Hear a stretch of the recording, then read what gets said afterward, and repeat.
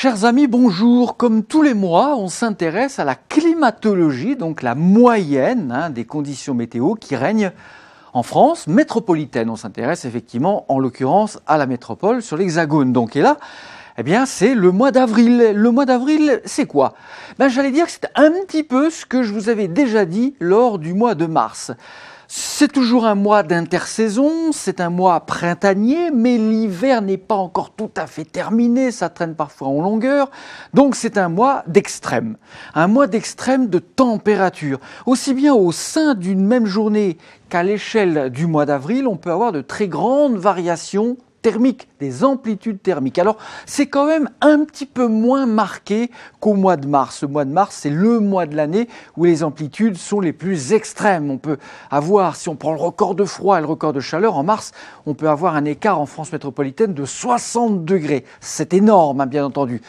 En avril, ça se rétrécit un petit peu, mais on a quand même de sacrées amplitudes thermiques, ne serait-ce qu'au sein d'une même journée, entre certaines matinées qui sont encore bien froides, avec parfois du gel, et les après-midi qui sont déjà parfois bien douces, voire carrément chaudes. On peut avoir parfois plus de 20 degrés d'écart au sein d'une même journée, notamment sur des zones continentales, les régions centrales, le Grand Est, mais aussi le Sud-Ouest, en Nouvelle-Aquitaine. Je pense à Pau, à Dax par exemple, à Tarbes. On peut avoir 0 le matin et 25 l'après-midi. Je prends un cas extrême quand même, mais on n'en est quand même pas loin. Donc le mois des grandes amplitudes thermiques pour le mois d'avril.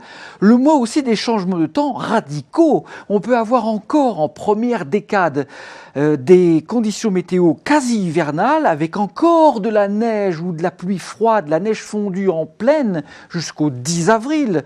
Les Hauts-de-France, la Normandie, la Bourgogne, l'Île-de-France ont parfois connu des chutes de neige tardives, de la neige mouillée jusqu'à Pâques. Pâques en général, c'est très variable, c'est souvent entre le 10 et le 20 avril. Et puis ensuite, en deuxième quinzaine, on peut avoir déjà plus de 25 degrés à l'échelle de la France. On peut avoir des pointes à 28 degrés en Île-de-France, à Strasbourg. On peut dépasser les 30 degrés en Nouvelle-Aquitaine et on se retrouve donc carrément en plein été.